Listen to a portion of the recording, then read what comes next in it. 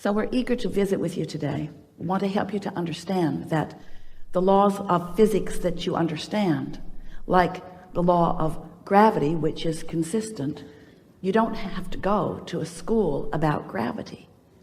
They don't say to you in your first days in school, you know, if you don't come to this class, you could fall up. Many children are missing because the law is consistent. It works the same for everyone, and you learn to utilize the law to your advantage. And the law of attraction is such a law. It is utterly consistent. It never makes an exception, and it never makes a mistake. So you have to figure out how to work within the laws of the universe. We cannot talk about the law of attraction without introducing to the subject the word momentum, because law of attraction is the reason that momentum exists. When you give your attention to something for as little as 17 seconds, at that 17-second point, there is a momentum that is discernible as another thought like it joins it, and so forth. So the more you focus, the more momentum. But the most important thing to understand about the way momentum works is that when you are sleeping, you have a reprieve of the momentum. In other words, your beliefs are in suspension while you sleep, which means the momentum of them, the law of attraction momentum of them, is slow to non-existent depending upon how well you are sleeping. So what that means is when you awaken in the morning, you have the opportunity to reestablish, if you want to, a vibrational starting point that law of attraction will begin to respond to right away. Now, usually when you wake up in the morning, you remember what you were thinking about yesterday, or more important, you achieve the emotional feeling place of what you were feeling yesterday. It's like, oh yeah, I remember I'm not happy. Or, oh yeah, I remember I'm lonely now. Or, oh yeah, I remember I'm confused. But what we want you to realize is that you don't have to be the same lonely today that you were yesterday, because that night's sleep changed the momentum. But when you wake up in the morning and you deliberately, and you do, call those same people, talk about those same things, focus in the same ways, you reactivate your vibration much as it was before. But you do not have to do that. And that is the most important thing. We want you to realize that you are at a new starting point in every moment. But it is unlikely for you to begin to think all new thoughts when you wake up. Some of you have suggested a lobotomy. We don't recommend it, because there are many things that you believe that are serving you really well. You just want to become a better sifter. You want to become a better discerner. You want to become better at caring about how you feel, and then focusing in ways that accomplish that. If we can in some way offer enough words don't teach, and analogies, words don't teach, and conversation, words don't teach. We've enjoyed this interaction immensely. That if we can offer enough that will to stimulate within you the awareness that your point of attraction is everything, because you are the center of your universe, and that you are the perceiver of it, which means you are the vibrational interpreter of it. You translate your vibration into the reality that you are living, into what you are seeing and hearing and smelling and tasting and touching. If we can convince you that since all those things are true, that the only thing that matters to you is how you feel.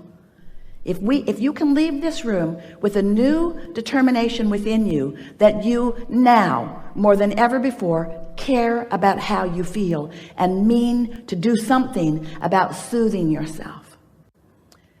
Esther was on an airplane last week going from Boston back to San Antonio, and there was a beautiful family sitting in front of her, a mother and a child about 6 years old, and two little twin boys who were about 2, maybe, if even. They were walking, sort of kind of talking, and they were all strapped into their 4 seats, and Esther was sitting right behind the mother.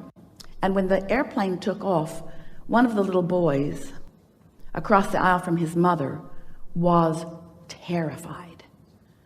It was probably his first flight, and the roar of the engine, the sound of the machine, the feeling of it on the runway, he was hysterical. And he wasn't spoiled, he was hysterical. He was frightened. It was a new experience, and the power of the airplane scared him.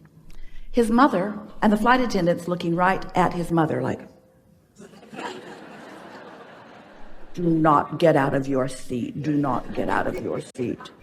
And Esther is thinking, if I were that mother, I would be out of my seat now.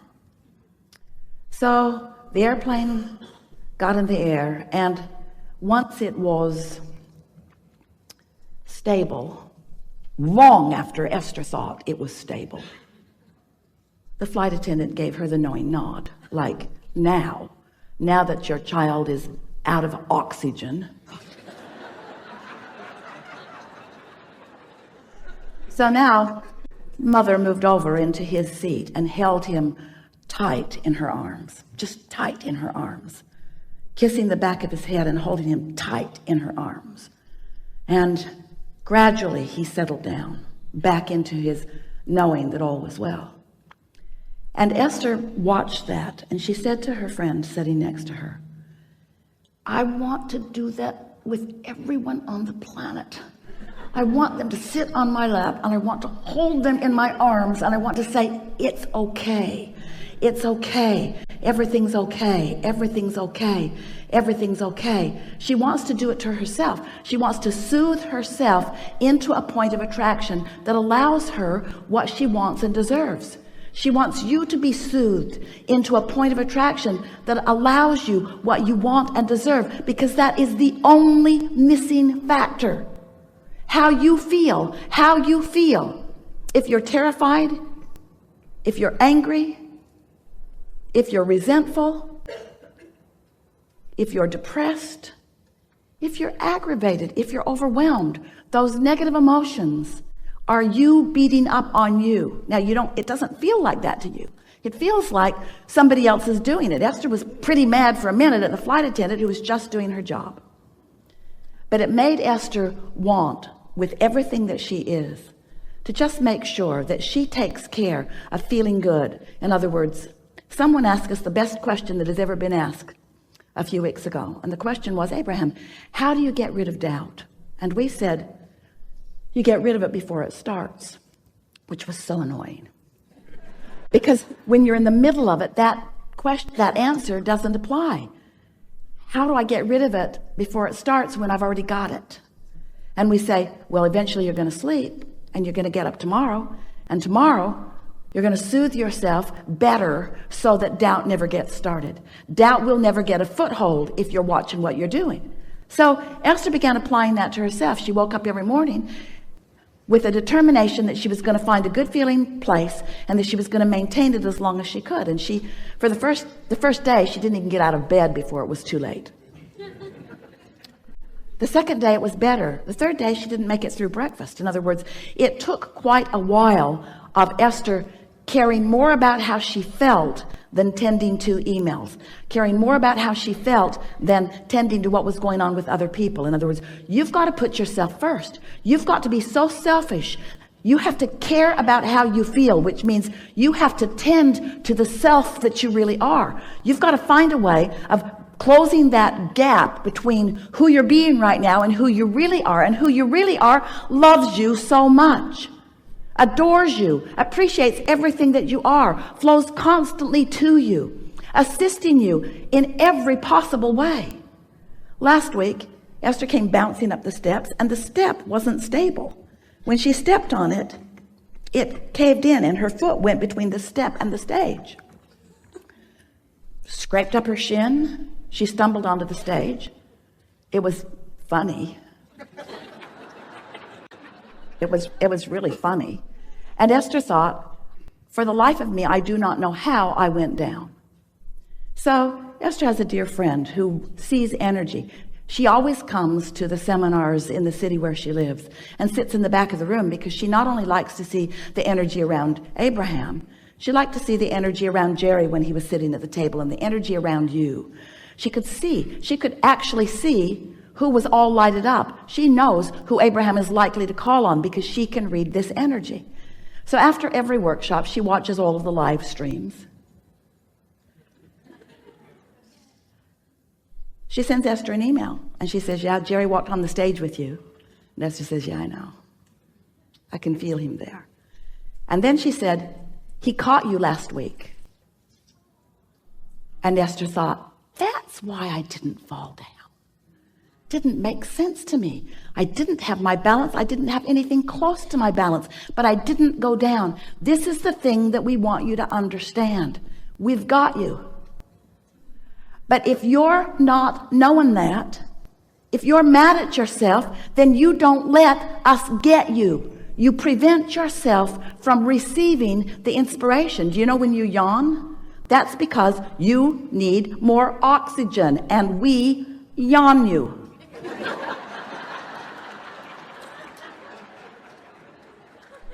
All of you are receivers, you see.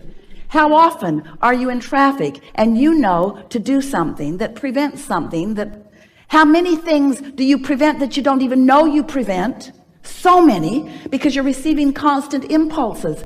You are so blessed. You are so tended to. We are so aware of you, and you are so in your own way so much of the time as you're complaining about this and worrying about that. Watching CNN. So we want you to know that you are the focal point of so much awareness, and that when you ask for something, we all know it, and we see clearly the path for you to move from where you are to where you want to be. And you know what? You want it to be a direct path. We don't. We want you to have fun along the way to the path. We want you to pick up more things along your physical trail along the path. We want you to gain more clarity along the path. We want you to continue to feel your vortex full of more things that you want along the path, because you know why? It's a very long path. You know why? It's a path of eternity. So you keep being in such a hurry to get over there. I really want to be over there. I'm not happy over here. Then you're not ever going to get over there. Can't get over there. Can't get there from here. If you're unhappy over here about what's over there that you don't have over here, you can't get over there. So what we want you to understand is that it's never about getting over there. It's about preparing over here so that over there can come over here where you are.